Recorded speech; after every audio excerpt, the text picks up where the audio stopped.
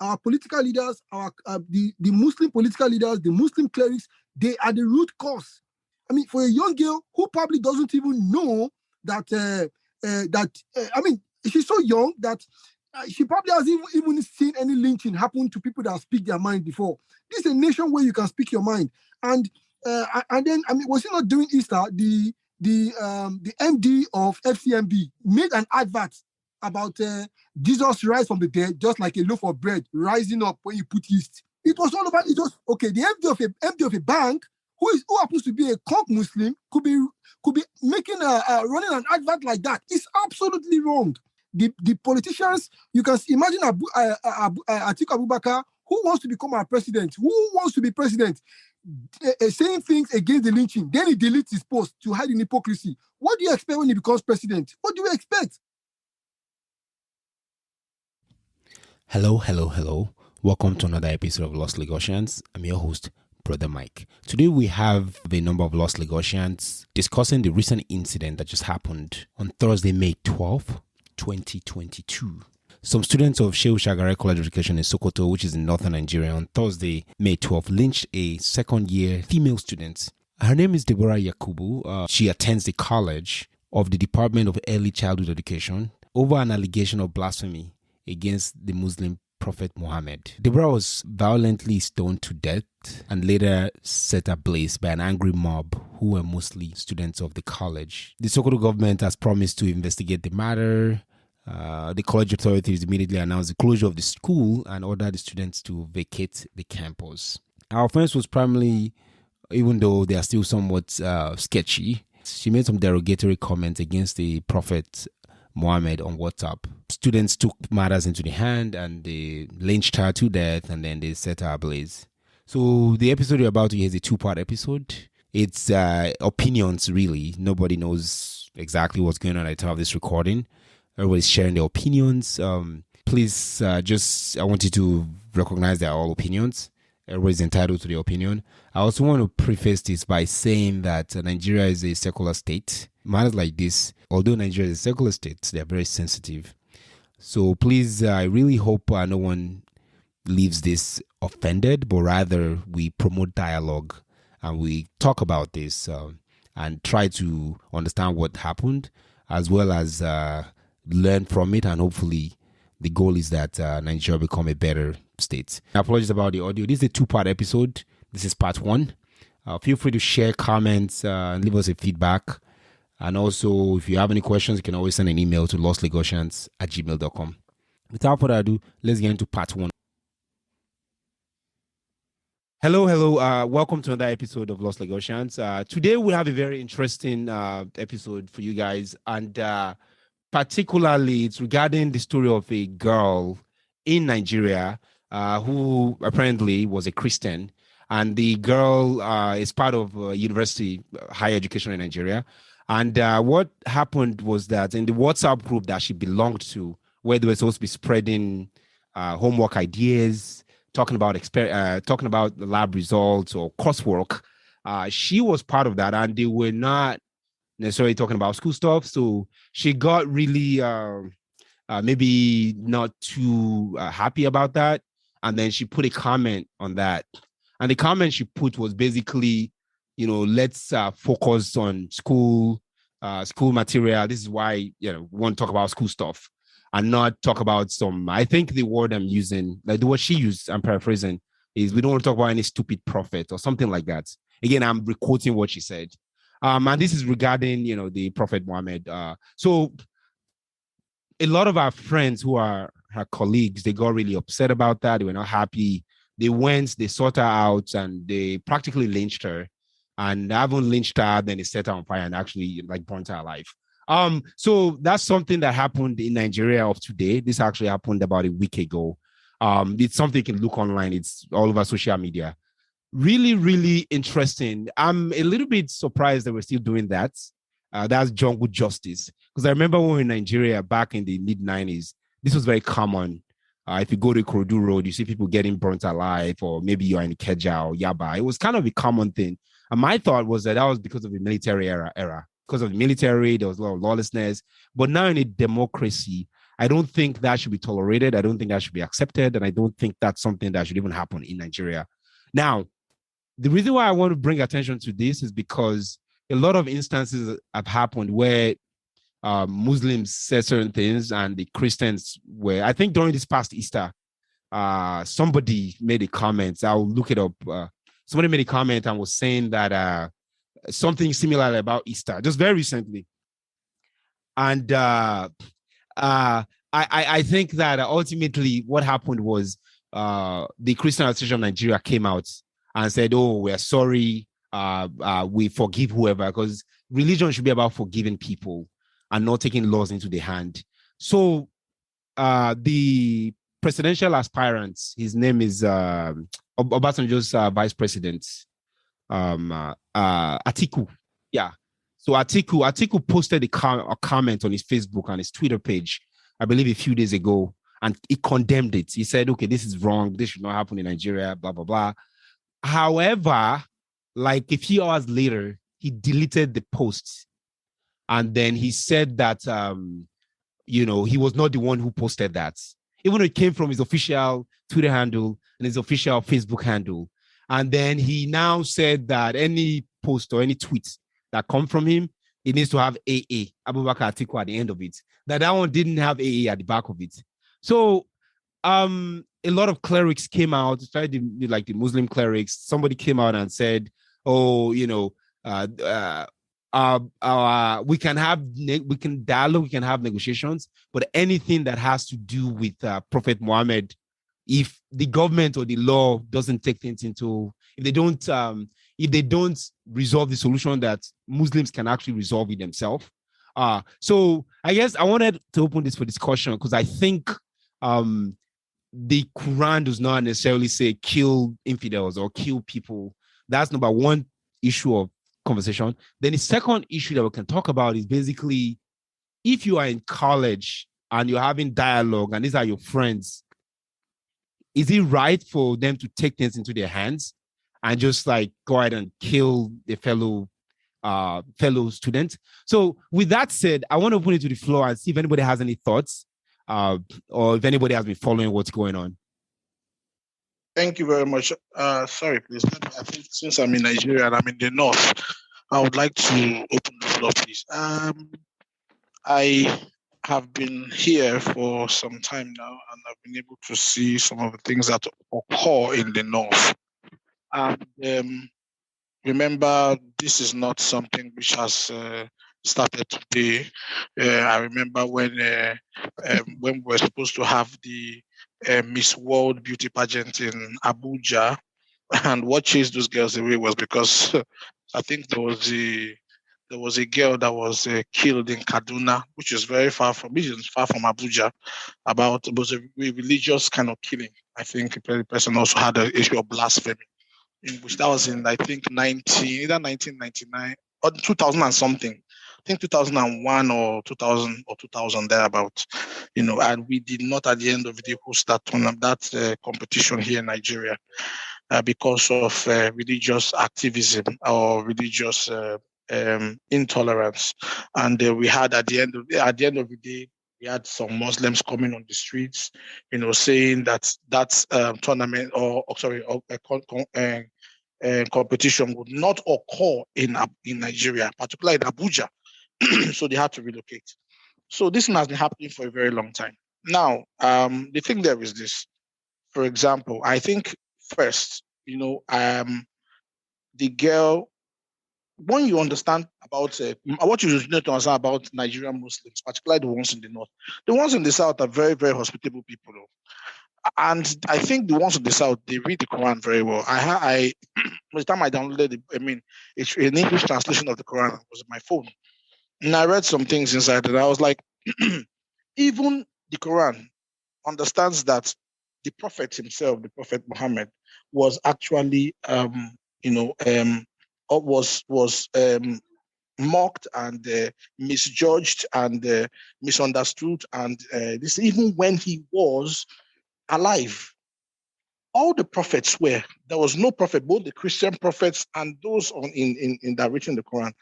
All of them were, misjudged, or something. You understand what I mean? So, or they were criticized, some of them were persecuted, let's put it that way. So persecution is actually normal in every both in Islam and also in Christianity. You understand me? So it shouldn't now be, a criteria for you to kill somebody who persecutes you. You understand me? It is totally wrong in my own view. However, also, when you know a certain people are of a certain behavior and they do not accept a certain thing, they have a certain culture, you don't misbehave and say something against something that or somebody that they take or they cherish a lot. You understand me? I live here and I'm very careful. There are some things I can't say. There's some things I won't say because I know it's disrespectful and it can take your life. It's as simple as that. When you know somebody, you don't blame a lion for eating a human being if the human being enters into the cage where the lion is. Don't blame the lion. That's the nature of the lion. What do? You prevent yourself from entering into the cage. That's just the thing. That's the way I see it. You don't blame the lion for eating a human being. Say, you lion, can't you do this a human being? Why would you eat it? No, you can't blame it because that's its nature. So when you know that this is the nature of these people, did NYSC in Maiduguri, I did in Bauchi. There was a time when they said it, they clearly said that all Christians in this local government should leave within 24 hours or else they will not be able to, they should bear the consequences. I ran into, from there, I ran into the village where I was serving, and I told all the Christian guys, I said, see, this is what they said. This is the poster. I brought the poster and showed all of them. All of them were shouting, jumping, say, hey, Jesus, what are we going to do? Blah, blah, blah, blah. And I said, all right, no problem. We have to leave immediately, first thing tomorrow morning. Then there was this Muslim guy. He's a Yoruba guy from Kwara State. We told him, we said, you're a Muslim now. You have to say, Nami, they will even keep first. So we have to follow you. They go say, Nami, they will keep first. Boy, the guy followed us. We entered the vehicle, we moved. Luckily, we moved before the mob came out.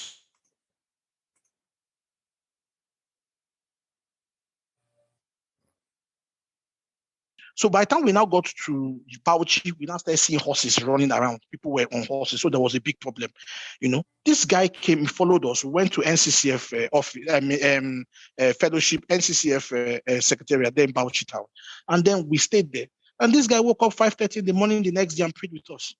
Simple. I don't know if he converted to Christianity, I'm not sure, but at least he showed that we protected him. So that's the thing. This is the nature. It has always been in Nigeria. This is the nature. And also there are some places, particularly in Plateau State, if you talk against Jesus, they will kill you. Yes. I'm here in the north, I know. Really? If you talk against Jesus, they will kill you. I will just describe a very gruesome experience. There was this one was like, they caught one Muslim who was actually a Fulani guy. And you know what they did to him? They tied him on a tree and they were boiling water inside a pot, big pot. They would just take knife, hold his nyash, his buttocks, use knife and cut the muzzle up and throw it inside the pot and be cooking. That was how they cut this guy slowly until they cut all the meat on his body and they ate it. There are some places in Nigeria. Yes. There are some places you say. Do you know the reason why they do it? Why they do it is so because there's in Plateau State there is serious polarity between Christians and Muslims. Serious polarity is very serious. You understand me? So these are some of and it was actually because of that polarity. That was why Nasarawa was carved out of Plateau. Because of that polarity. So Nasarawa is full of more Muslims, but there are Christians there. But also Plateau has more Christians, but there are also Muslims there. You understand me? So these are some of the things that happen. Thank you. Yeah, I think so. Your comment basically is that we need to know where we are, be aware of your situation, and then make sure that you follow the laws of the land. So thank you very much. Anybody else? Yeah, I think number one, everyone needs to be sensitive. You have to be sensitive, but I suspect that the girl she was not really aware of that statement and who the audience, because it was just like, I suspect that she wasn't aware. If it's a group of students I said, okay, don't talk about it. Sometimes people, if she was aware, I bet you she probably would have said it. Then number two, for young people, I suppose they are young. For young people to result to this kind of this kind of act is very unfortunate. They need to be prosecuted, and I understand if you went to it's rampant when you go to Middle East. It's rampant when you go to Middle East. When you are there, you'll be playing with your life if you say anything blasphemy. Even if you don't say it and they want something against you, they use blasphemy to get somebody killed. So you have to be very, very careful.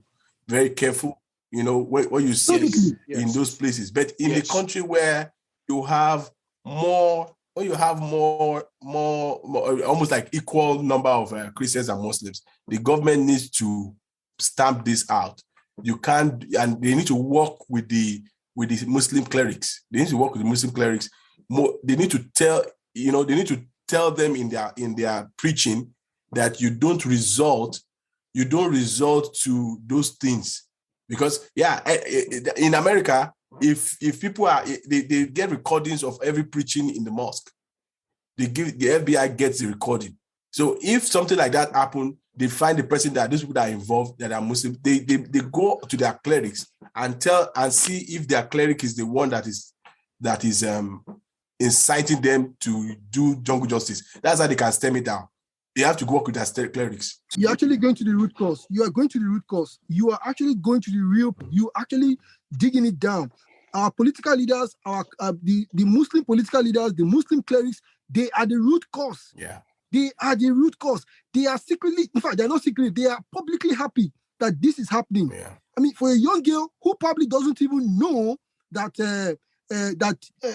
she's so young that she probably hasn't even seen any lynching happen to people that speak their mind before. This is a nation where you can speak your mind. Yeah. And then, was he not doing Easter? The MD of FCMB made an advert about Jesus rise from the dead, just like a loaf of bread rising up when you put yeast. It was all about it. It was FCMB. Okay, yeah. The MD of a bank. Okay, the MD of a bank who happens to be a conk Muslim could be making running an advert like that. It's absolutely wrong, and that's because their clerics are the real problem. Their clerics, the politicians. You can imagine Atiku Abubakar, who wants to become our president, who wants to be president, saying things against the lynching. Then he deletes his post to hide in hypocrisy. What do you expect when he becomes president? What do you expect? But the problem is that our own Southern Muslims are the other root cause of the problem. They are keeping quiet. Yeah. They know it is wrong, but they keep quiet because they can. For some reason, they won't talk. But the guy wants votes, though. He wants votes from the North. Atiku Abubakar. Well, I understand that, but the Muslims in the South who don't lynch, they are the other real problem. Yeah. How can they keep quiet? How can they keep quiet? They have to speak out. Silence in the midst of evil means that you are a perpetrator. The Muslims in the South, they claim that they're not this violent, but then when you keep quiet, you are also part of it. That's true. I agree. You're definitely part of it. So let's not exclude the Southern Muslims. They are the same. I agree with you. They're technically the same. So the root cause is what we are laying down here. The Southern Muslims who claim they are not violent, and the Muslim clerics and the Muslim leaders, political leaders we have, they are our real problem. Sorry, if I could just add very short, very quickly. Look at Saudi Arabia. Saudi Arabia, the leadership is usually shared between the monarchy and the clerics. And the clerics, they normally the monarchy tries not to interfere with the power of the clerics in terms of religious stuff. But now this young guy came in, this Bill Salman, and he said, well, women should be able to drive. It is against the preaching of the clerics. But what did he do? He fished out the very ardent, the ones that are not flexible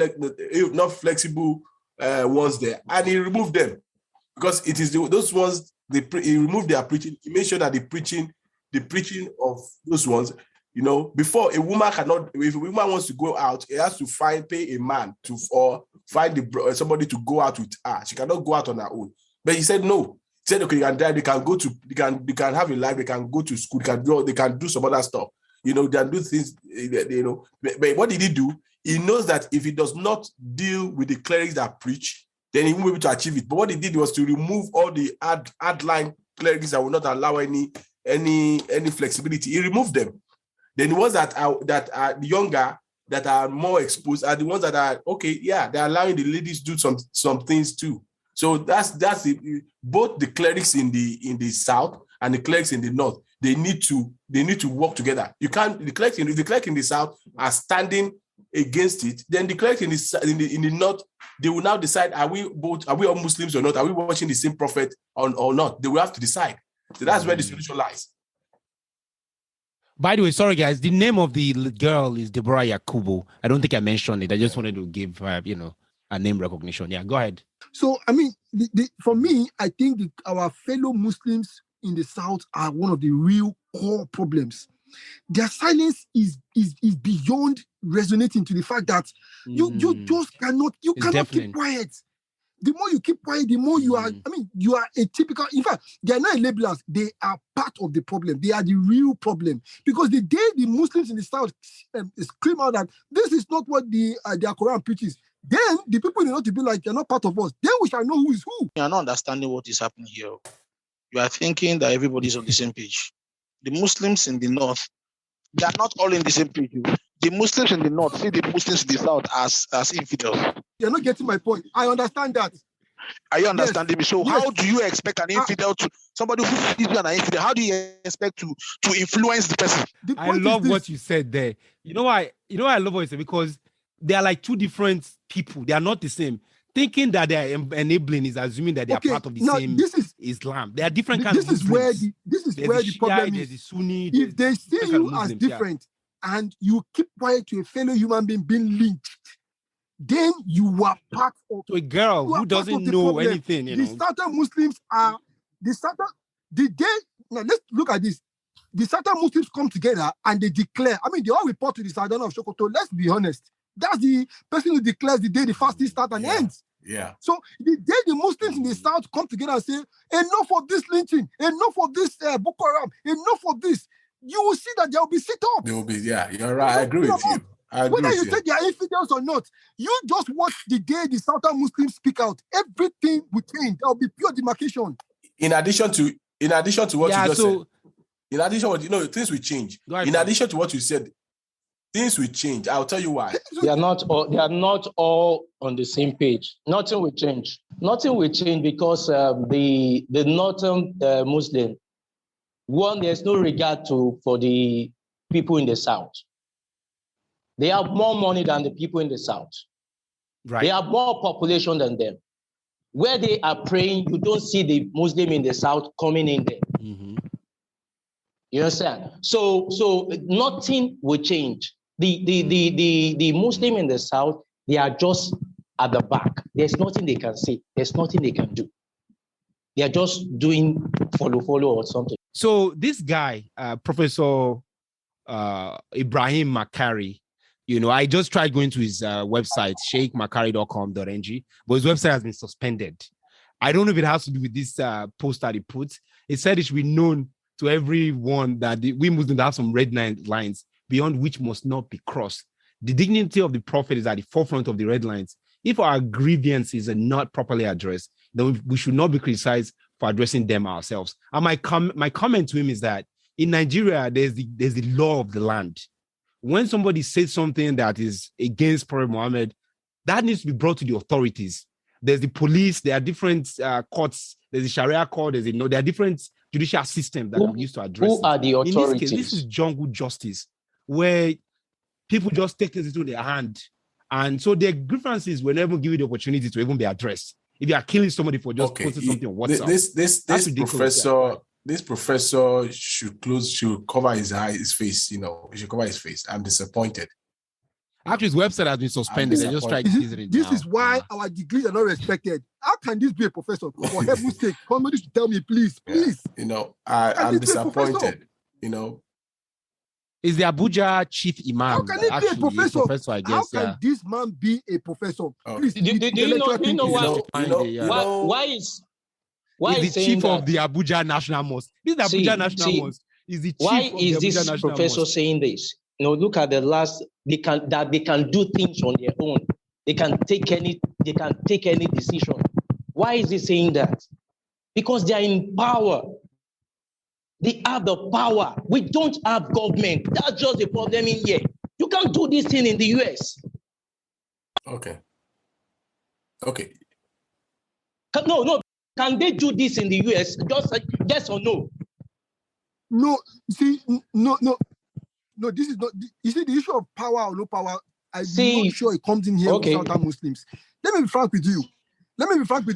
I think it does. I think it does. The Southern Muslims should say to your tent, oh stupid not. I can guarantee you that they can never say that. That is where I'm going. They are weak. That's the problem. No, it's not that they are weak. Problem.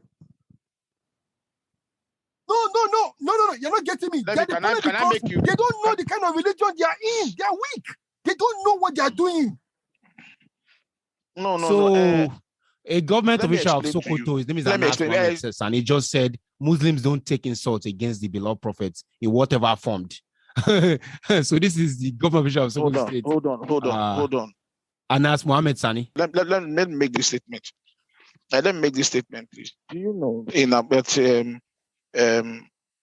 no Northerner, no Hausa person or no Fulani person or a Northerner would go to a mosque and see a Yoruba man leading prayer and pray with him?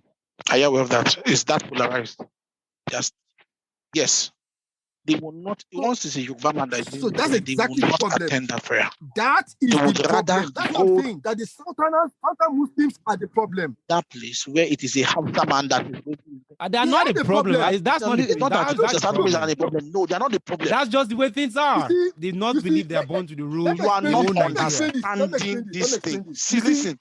You see, we have brains. And a lot of people say Christians come into the church. Some Christians come to church, they drop their brain outside, they go into the church, and then they come out, they pick the brain, and they start their daily activities. I hear people say that a lot. That's fair enough, because some people just do some weird things in the church as well. That's fair enough.